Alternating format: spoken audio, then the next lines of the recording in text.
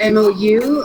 I think it's about 2 years old now with Senckenberg, and it started with the Volkswagen Foundation Biodiversity field schools, which are ending this year. But I had the opportunity to visit Senckenberg twice, and on my last visit in November is when I met Aydin, and we talked a lot about using biodiversity data to inform policy, and that was really exciting because we have the Rwanda Biodiversity Information System and the spatial biodiversity assessment, and we're trying to produce these data products to inform the government.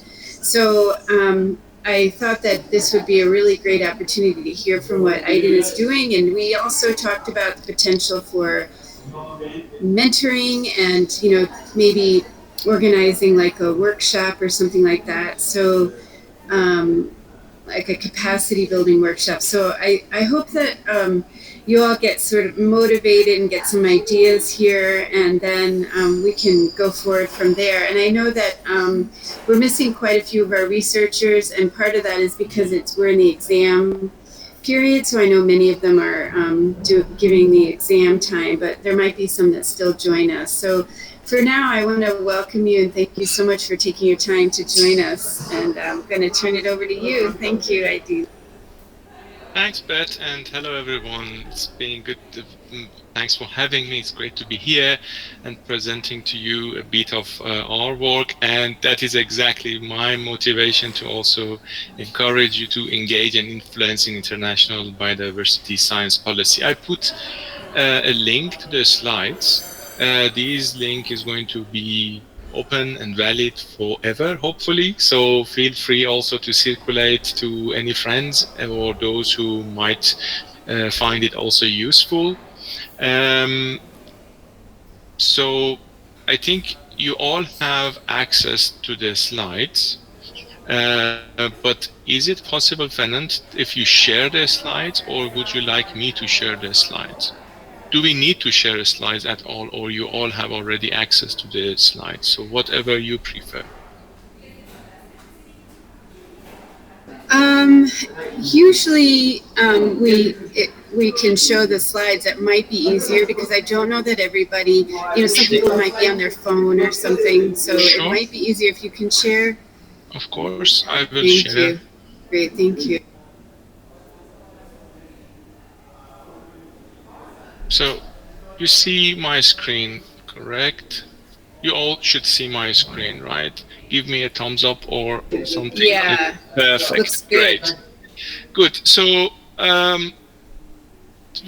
let's. I mean, this is not going to be a kind of a seminar or a talk that I talk and you only listen. I really would like to change it into kind of an interactive dialogue or question answering. That's why it's going to be mainly I will talk about my own experiences, sharing my own experiences and the path that I came with you. And it would be ideal if we can have some dialogues and interactions during the talk. So feel free to put to use the chat, or I also prepared a notes page that will also be available and remains available publicly for you to add your points, your comments, and I will look at them later because now I'm sharing my screen. I cannot look at that note. So, but the motivations behind this event, as Beth already explained, we discussed that here in Senckenberg about that. But my main motivation also is that it's a great opportunity to talk about Africa and Africans. This is extremely important now in Iran. And I moved from my country, I think about 15 years ago, and I just jumped from a country to another country to follow up my studies, graduate courses, and then PhDs, and then postdocs from institute to institutes. So I experienced that firsthand, that as soon as you leave your country, you lose a lot of network.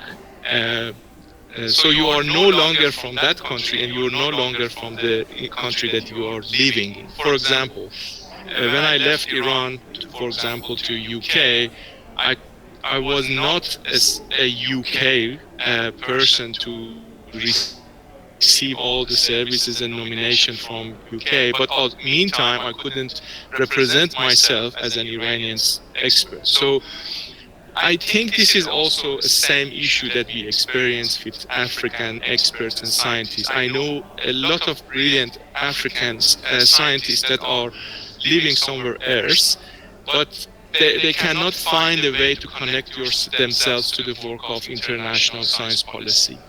And then you all know better than me the resources and the values of biodiversity and ecosystem of Africa. It's very well not well presented in the science policy landscapes. And also because I knew that this seminar or this presentation is going to be with the earlier carriers, so I really tried to formulate my presentation in a way that find it useful for early carriers and to encourage them to get involved. And of course, as always, I've always pushed for open science and transparency.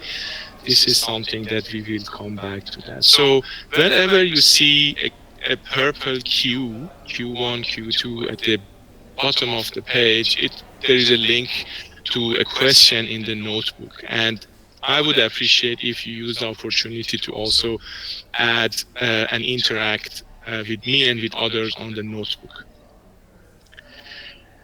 Okay, what is the biodiversity science policy landscape? So there are some big, at the international, global scale, there are some big platforms active on this line, but they are either a science platforms or a policy platform. So for example, Convention for Biological Diversity, CBD, is completely a policy platform.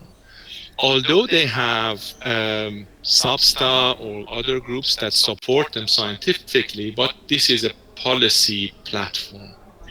We have a platform named IPBES, stands for Intergovernmental Science Policy Platform on IPBES, on Biodiversity and Ecosystem Services, which kind of in the field of biodiversity is claiming to be the main platform for science policy interactions.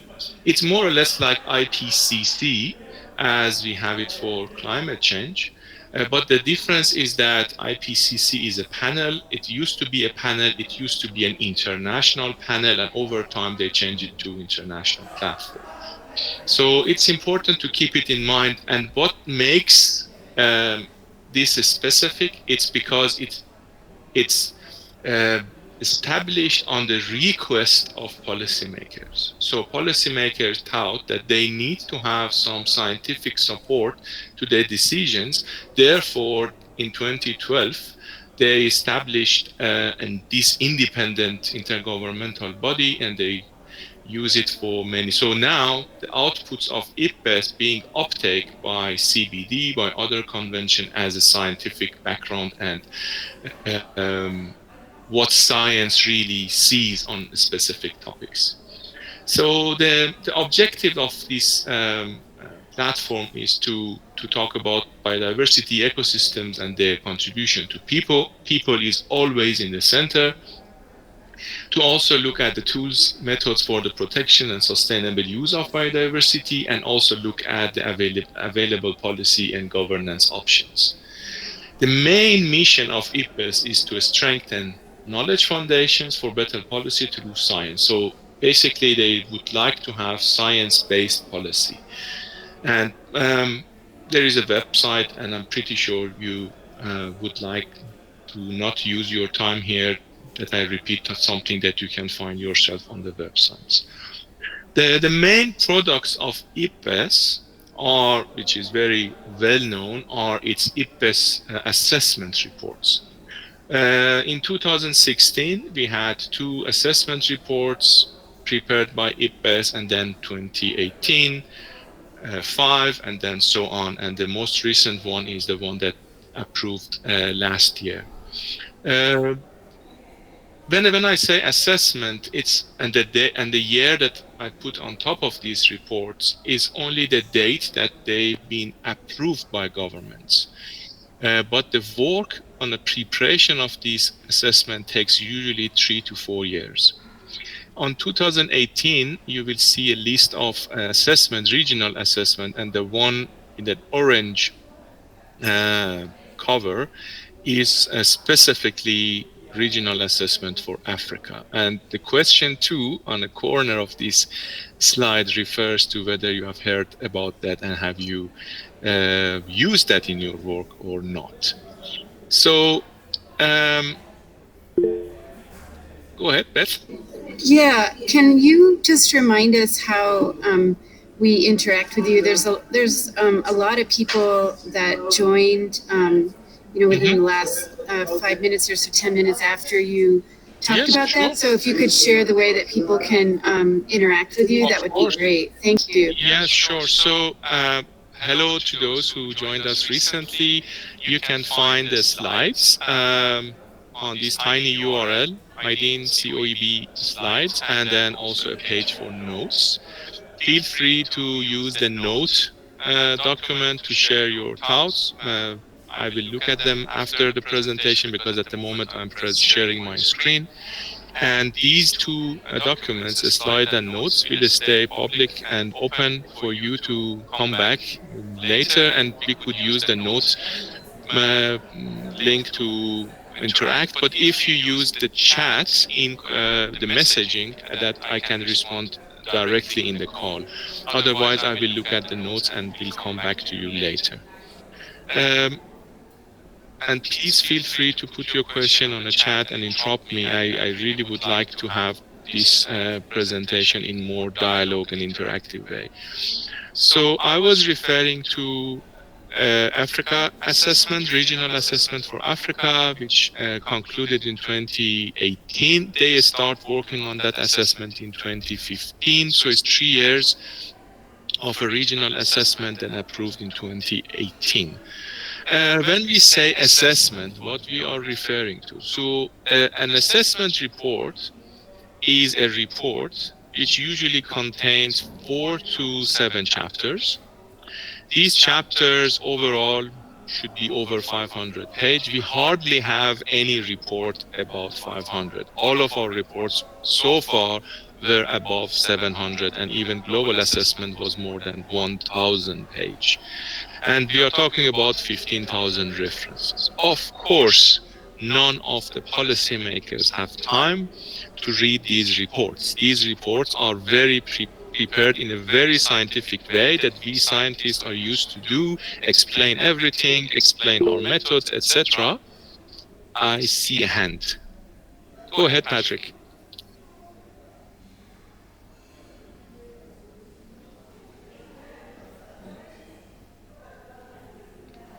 Patrick, that was a point, or? Okay, I will continue.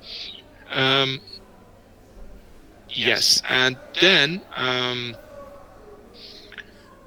these reports are prepared in a very scientific way with the clear methods, etc. But then it should be boiled down to a summary, which also has a policy tune, also beautiful, full of photos, etc., to make it attractive for policymakers. So the experts sit together, the same authors, and with the training of the communication and science communicators, they boil down huge reports into 50 pages. And these 50 pages are translated in many languages and will be distributed to all governments, etc., for policymakers as a reference for that specific topic. Again, this is too much, and it's not very easy to understand for public, for those who are not expert in the field. That's why there are also several fact sheets, which are again 2-3 pages, full of photos and understandable, written in a way that people pick the topic and could understand that, also published. So you see that when we talk about assessment, how diverse the materials are. I put a link below this slide, and I'm sure those who are already on a slide page can click on that. Maybe you can try it later. This will give you a page that you can see like a directory of one assessment. Every assessment has a lot of chapters. Each chapter has several appendixes are some of them are linked to a GitHub because it's a code behind a specific figure, a specific map, and so on.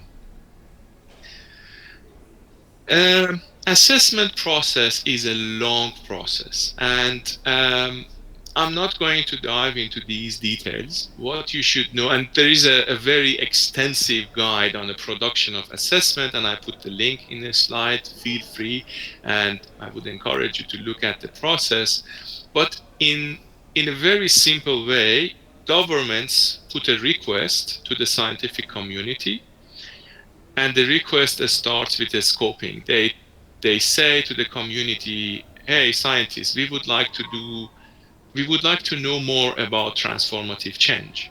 Then a group of scientists from all around the world being selected, they sit together, they write a term of reference or a scoping. So this document will say what the report should talk about. It's more like a term of reference. Then submit back these reports to governments and to the national representatives. They look at that, they discuss, and they approve. As soon as they approve, usually 3 to 4 years, IPBES has time to run and prepare this report. And this is usually a group of 80 to 100 experts from all around the world sitting together and wrapping up the report. And at the end, they submit back the report to the governments for the consideration and hopefully the approval. So it's a 4 to 5 year process, and it's fun but very slow. So the reason that I discuss things and I make this to also bring it to what are the opportunities now, because most of this information, if you search, you can find on internet. But maybe the part that I try to encourage you and engage you hopefully in the process is that at the moment on IPBES landscape, there are several ongoing and planned assessments. We are standing on the line, the red line. So we are almost at the last year for biodiversity, water, food, and health, and they call it Nexus assessment. We are at the 3rd year of determination of transformative change assessment. We are 1st year of business and biodiversity assessment. Very soon, the monitoring assessment will start on the last one, not one before the last one. And the scoping of the 2nd global assessment is already started. So, and then we are expecting one in the coming years. This is the plan up to 2030, hopefully 2029. And as you know, 2030 is very important for some known and unknown reasons, a milestone. So we had 2000, 2020, now 2030, and the next one most probably would be 2050 as a milestone, for example, for biodiversity framework, monitoring framework, etc., etc. Now, the main topic of this presentation, how to get directly involved in the process. The most straightforward way to get involved is to become a co-author of an assessment. You should keep an eye on a co-authorship calls. For example, for global assessment, we are expecting to open a call in 2025. For spatial planning and connectivity, we expect to open a call in 2026. And to be informed, the best thing is that you follow IPBES Media. So IPBES has a Twitter account, LinkedIn account, I think also Mastodon account, also a lot of channels on YouTube. They also publish podcasts. So as soon as you start following the IPBES Media, you will be informed whenever any call is open. But how you can be a co-author? You have to be nominated. So the nomination comes either from your government. So it doesn't matter which citizenship you have. So you can be Rwandan living in Germany. then you can contact both governments, the government that you are, your nationality, and the government that you are living. For example, I usually apply or used to apply on behalf of my home country, Iran, as well as Germany, which I'm living now. So you need to contact the government whenever the call is open and contact the national focal point. I put the link there. Try to find out whether you can find your contact national focal point, whether you know him or her. Have you ever heard about the institute that is the contact point to IPBES, and then contact them. It's their job to link you to the platform. You can also be nominated on behalf of an organization. And there are a long list of organizations that are accredited by IPBES as an accredited organizations.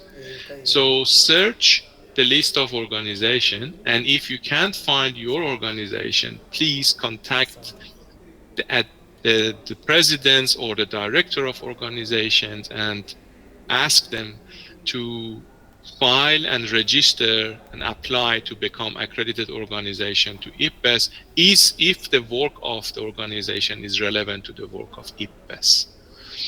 And this is important that you also the request comes from you, like a bottom-up approach as an early career groups of students or researchers to the management level of your institute to push more connection with the IPBES. Either instead of become a co-author, and the difference between co-author and contributing author is that when you are a co-author, you will be with the assessment for the 3 years. When you become a contributing author, you only be invited to join for a specific session or topic which falls into your expertise. For example, if you are a freshwater expert from Africa, if there is a section in assessment talking about, let's say, threats or problems or anything relevant to your expertise, you will only contribute to that and not to the other part of the assessment. At the moment, you potentially can become a contributing author to Nexus assessment, transformative change assessment, business and biodiversity assessment, and very soon, monitoring assessment. These are the ongoing assessments. Again, how you can become a contributing author. You need to be invited, but the invitation is much simpler than the previous one. Previous one is a nomination. It's a more formal process. The invitation is usually comes from an author of an assessment. I put the link to the 3 ongoing assessment list of experts, and the last one for monitoring assessment is not active. It will be available in few months. Go to the list of experts, search for those who you know from your country, from the institutes that you have collaborations, approach them and ask them to involve you on a specific topic that you would like to get involved. This is important that things comes from your side. And all of these things will have a valuable line in your resume as an opportunity to work and put your knowledge and science in the work of science policy in that line. There is also another way to get involved, and that is IPBES fellowship. You can become a fellow. The fellowship program, I put the link for that, and I tried not to repeat what you can always find online. That's why it's a lot of links and less talk and text on the slides. For global assessment, there will be a call in 2025 for a special planning and connectivity. There will be a call in 2026. And just almost 10 days ago, there was a call closed for monitoring assessment. So again, you should follow IPBES media or check the IPBES fellowship program. And as scientists, researchers, experts from Africa, you have a very high probability of being selected if you apply for fellowship of IPBES. Again, the process is more like being a become a co-author. So you need to be nominated. Again, nomination should come either from a government or from an organization. Always government nomination has a higher chance, but we always have more than 40%, 45% of experts coming from organizations. Is it all clear to this point? Any questions? I assume that Patrick's hand is just by mistake. Any other points, questions? Should I continue? Okay. Thanks, Beth. So some of you might not get that directly involved, but you want to stay in touch. That's why I put it to how to get indirectly involved. Um, so, so for example, you don't want to spend your time on like a very 10%, 15%, you only have few days, but you would like to get involved, then one way would be to become an external reviewer. So right now, and only 2 days left, they open a call for external reviewer early January or late November. Now the second order draft of transformative change assessment are available to be reviewed. You can register as an external reviewer. You can download the chapters. And if you're interested in a specific section of that assessment or a specific topic across the assessment, just run for that topic. And if you have 1, 2, 10, 15, 500 comments, you submit it back to IPBES. Then the authors should look at your comments, and at some point, your comments, along with the response of authors, will be published on the website of IPBES. So that is how, and I strongly recommend that whenever these external review calls are open, you approach it as a group. So it's a perfect exercise as a group exercise, that 5 of you, 4 of you that are interested on a specific topic, form a study group or a review group and submit your comments and like dividing the chapters and submit your comments. In another level, you can organize it on behalf of your organization. So that become a view, for example, of your institute to that specific chapter and then, or that specific assessment. So that's a kind of a shared work of scientists, postdocs, PhD students, and researchers, that they work together, and this is reflecting the view of that institute. There is a very nice paper published by one of the fellows, one of the IPBES fellows, which summarize also the way you can get involved further in the work of IPBES.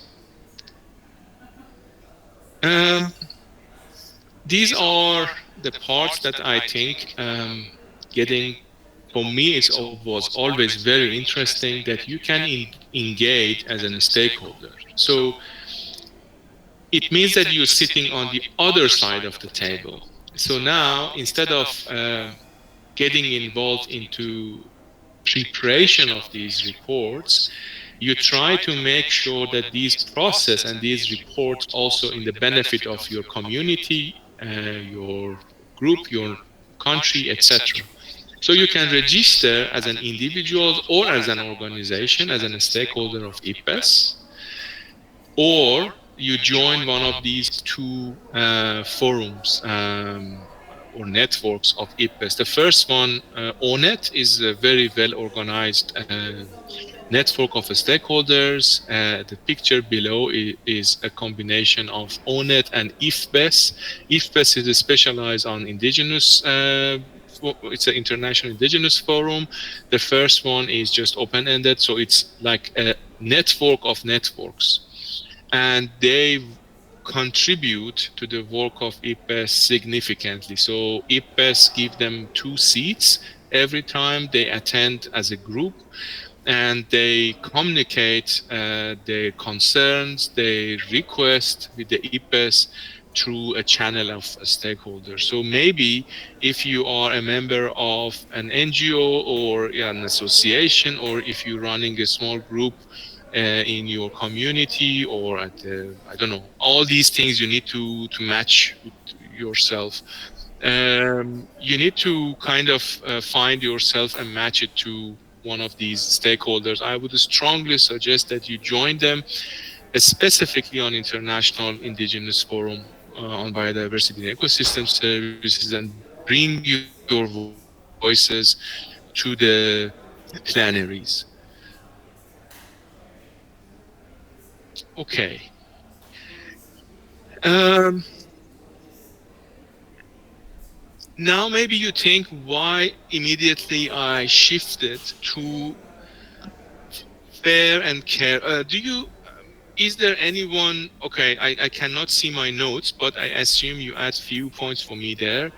Most probably you have heard about FAIR data principles, which stays for findability, accessibility, interoperability, and reusability. And maybe you also heard about CARE principles, which is about indigenous data management and governance.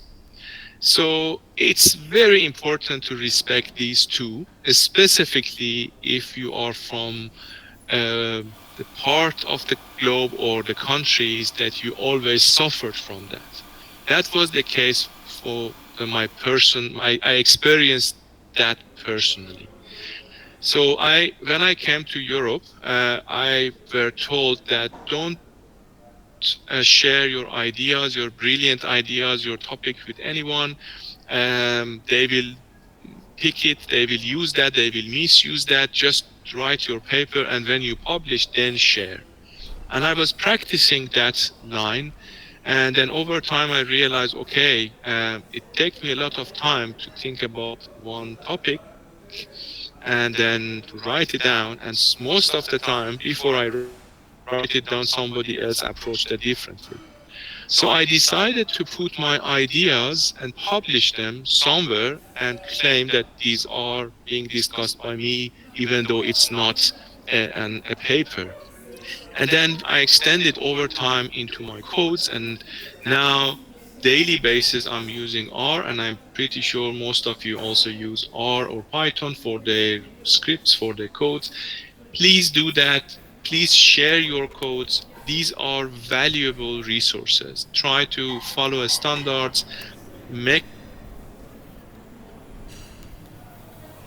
stories, and these are important. How? In IPBES, sometimes we came across organizations that would repeat or customize a process. And for some reason, they couldn't find the codes in a specific map or task.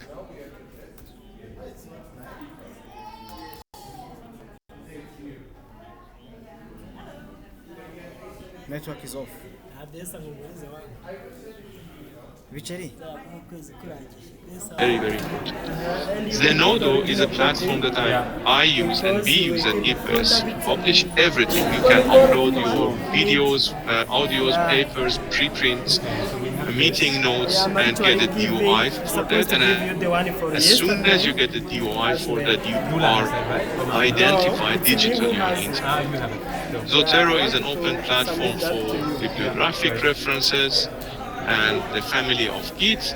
And then ultimately, hopefully someday you will move from Office and Microsoft products to a platform like Overleaf, which is text-based and allows you to work together as a group without being under any licenses. And your work can always be shared and remains interoperable with anyone. The reason that it's important is not only to protect your work, but also to make sure that you receive enough credit when your work is being reused. We can talk about that many hours, and just I thought I should emphasize that the work of FAIR and CARE in your work, because it's a new thing, and in global policy, if you cannot prove your science and your statements without transparency, without proof that the process is transparent and reproducible, unfortunately, you are always under doubt. So this is a battle now between science and policy. Scientists try to be extremely clear so policymakers cannot claim that, we don't know yet, show me, and etc. You don't want me to open that door. Okay, I would like to start wrapping up. It's only 2-3 slides left, and then rubavu nzajya mwaza or point or read the notes if there are something. I just wanted to encourage you to also consider other type of role in science. So being a scientist and writing a paper, become a professor, or walking to the tenure track is not everything. And I'm sitting in a position that working with the governments and working with science policy interface, we are in a high demand, and this is growing demand for those scientists. You should be scientists first. For those scientists who also do knowledge and science management. Those scientists who can do communications and state correspondence, or for those scientists who can do scientific illustration, also knowledge broker. So it's like a hospital. You never hire just a normal manager to run a hospital. Usually, you need to be a very good doctor to be able to run a hospital. So management skills sit on top of your scientific skills, or communication skills, illustration skills. And knowledge brokers are those who learn how to talk with both scientists and policymakers. It's more like science communicators who put science in a simple language for people. So please, as a young early career students, researchers, please consider these line of works. And there is a high demand. We open sometimes a call for a science illustrator, a science manager. We receive hardly any response. And usually managers or, for example, graphic designers apply. It won't work. You should understand science first. That's why it's a science manager. It's not just a project manager. So by saying that, please stay in touch. Keep in touch. That's my email. That's my Twitter, my LinkedIn. I would be very happy to host you here in our institute. We have every year we announce a global fellowship specifically for Global South. Please apply. There is always applications, possibility, scholarship possibility with the DAD, the German Academic Exchange Services, or contact me. We will figure out something. Specifically, I encourage you to plan for a short visit, let's say 1 month, 2 months, 3 months. We can work together on a specific topic, specifically related to global biodiversity, data management, knowledge management, data delivery, science policy, etc. Thank you very much. I hope that was useful, and please feel free to contact me anytime after this meeting. Thank you, Beth. Yeah, thank you so much for that talk. It's really, really inspiring. And whenever when I talk to you about this stuff in Senckenberg, and then when I hear you talk now, I always think we're not doing enough. So you're absolutely right. We need more scientists here engaged with IPBES and other science policy linkages. And I think in the center we've made a start on that with the information system and the other work we're doing, but now we need scientists to really step into that arena as you talked about. So I don't see any questions posted yet in chat. So I want to ask people, you can unmute and talk directly to the speaker, to Aideen, and you can also put a question or a comment in the chat space. And then, he also had those notes up there that maybe some of you have posted in. So I welcome anybody to go ahead and make a comment or ask any questions. Welcome. Close ties to University of Rwanda and so on, and who are into the topic already would be excellent to have for us. Because of the ecosystem service? Yes. Come on, you young researchers. You know, a lot of what we talk about here is how do we develop an academic culture? How do we develop a research culture? I mean, this is it. Like, do research, and what are you doing research for? And even getting people to attend these seminars. So I really hope some of you have some questions or comments, your thoughts. You're welcome. Somehow related because it was ecosystem-based adaptation. And Yeah, while we're waiting, I wonder if Aideen, you can mention to us if for some of these early career researchers who are, just getting started, they're really focused on their own research. It might be their thesis or PhD. What are your suggestions for the best ways to kind of put their toe into this? Of course, I think reading the IPBES reports, but do you have some other suggestions for how they can start thinking about their role in what they might be able to do? Thanks, but I think this is very relevant. Very depends on the stage of the work. So if they are, for example, last year of PhD, which they need to really focus on 100%, or I would say 200% of the work, then this is not the right moment to get involved. But I learned a lot from doing review. So reviewing, it's like reviewing the papers for journals. Although you are reviewing and you remain anonymous in journals, but here in IPBES you also get the credit for becoming a reviewer.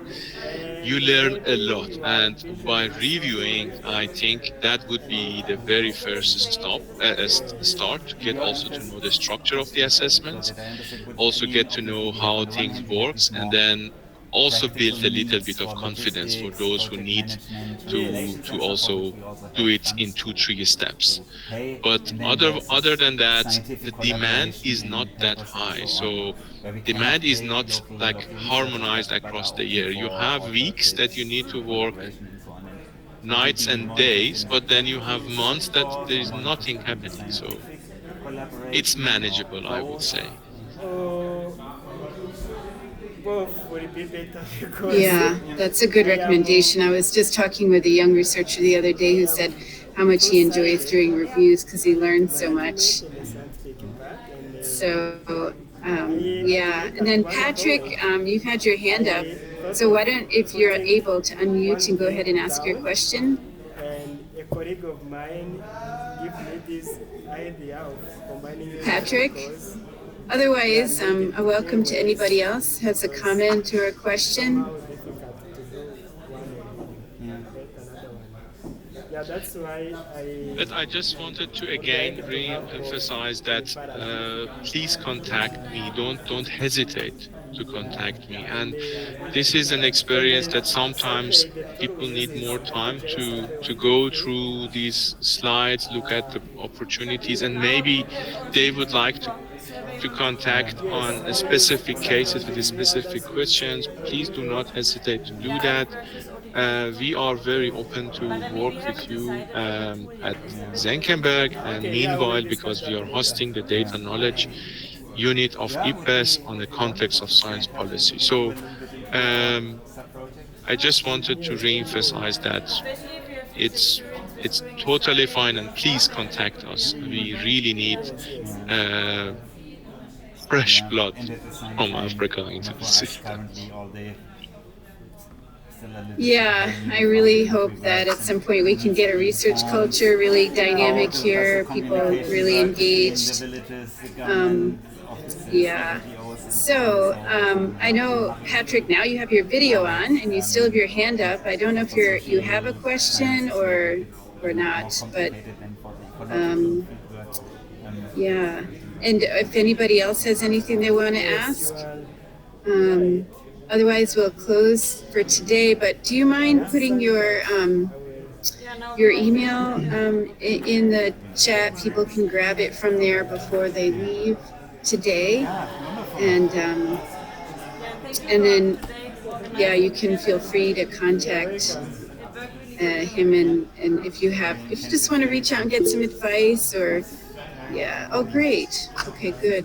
So there's the email and the Twitter and the LinkedIn connection. So and also encourage you, like Aideen said, on Twitter is just a lot of information. So IPBES is posts, their updates and reports and calls for nominations there. So that's a really great way to engage.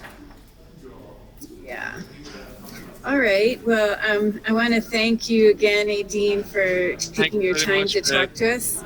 And thanks to all of you who joined. And I hope that you'll follow up by looking into the IPBES website and also maybe connecting with Aideen further if you're interested. That would be really great. Yeah. All right. Thank you. Have a great day, everybody. Thank you. Have a great day. Nice talking to you. Bye. Bye.